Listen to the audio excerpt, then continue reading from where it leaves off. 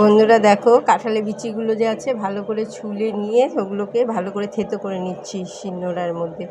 থেতো করে গরম জল, যখন জলটা একটু ফুটবে তার মধ্যে একটু লবণ দিয়ে তার মধ্যে এই বিচিগুলো দিয়ে দিব, কাঁঠালের বিচিগুলো ওগুলো দিয়ে তার মধ্যে লঙ্কা দিয়ে দিব, হলুদ দিয়ে দিব। তারপরে এই যে পাট শাক একটু ফুটে গেলে তারপর পাট শাকটা দেবো। তারপর পাট শাকটা ফুটে গেলে ওটা নামিয়ে নেব। তারপর তেল দিয়ে, সর্ষের তেল দিয়ে ওর মধ্যে কয়েকটা চিংড়ি মাছ দিয়েছি, অল্পই দিয়েছি, অল্প শাক বলে অল্পই দিয়েছি।